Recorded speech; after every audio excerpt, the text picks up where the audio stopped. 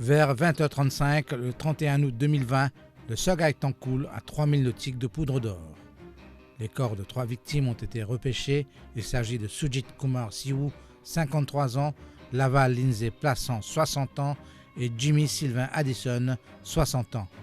Le capitaine Moswadek Binik, 55 ans, est porté disparu alors que Philippe Montagne-Longue, Tandor L'Aiguille, Elvis Alain Éléonore et Yan Sung-Fong ont pu être sauvés. Le dernier trajet du remorqueur débute à 8h37 où il quitte le port et se dirige vers Vieux-Grand-Port en passant par Cap-Malheureux. Les recherches pour retrouver le capitaine Binik ont duré de longues semaines, mais son corps n'a jamais pu être découvert. Suite à cette tragédie, les autorités mettent en œuvre une cour d'investigation. Elle sera présidée par le Puisné Judge Joseph Gérard Angot, assisté du capitaine Babois et du capitaine Jacques Goyleau. Elle débute ses travaux le 12 juillet 2021 et prend fin le 21 novembre 2021. Le rapport remis au gouvernement ferait, selon le Premier ministre, l'objet d'une analyse d'un comité ministériel spécial afin d'étudier les conclusions du rapport. Ce dernier n'a toujours pas été publié. 4 ans après les faits, les familles endeuillées se disent toujours privées de justice. Pour Nathalie Plassant, la sœur de Laval Plassant, les familles sont toujours dans le flou.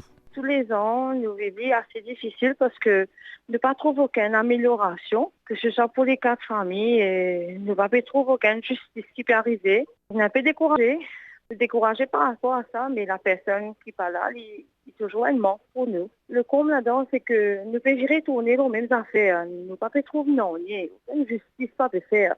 Elle ajoute que le manque d'empathie envers les familles des victimes est le plus dur à accepter, surtout qu'aucune compensation n'a été payée jusque-là.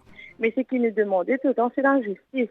Mais une justice comme si tu peux rendre dans les oreilles sourdes, mais personne n'a envie de prendre la responsabilité, pas envie d'aider sa famille-là. C'est ça qui est dérangeant au final. Personnellement, en termes d'aide du gouvernement, c'est zéro. Vous connaissez, quand catastrophe arrivait, tout le monde causait, oui, ok, nous pouvons aider la famille, nous pouvons faire ici, nous faire là-bas. Mais arrive le moment que nous besoin d'aider, tout le monde s'est dans le jeu.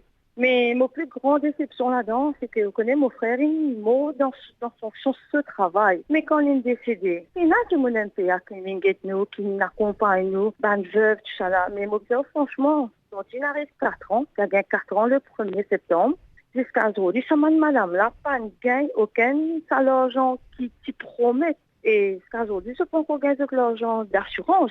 Mon frère, il gagne sur l'argent quand il travaille, ce dernier la paye, sur l'ensemble, mais ça l'argent j'ai payé à la peine. Vous connaissez comment ça? On allait, on travaille, on mot, ok, tu reprends un autre, mais tu remplacer. On finit retourne dans les oubliettes. 3 ans après les faits, le capitaine Kavidev Niwo est poursuivi sous une accusation provisoire d'homicide involontaire. L'affaire a été prise sur le fond en janvier de cette année et est toujours en cours.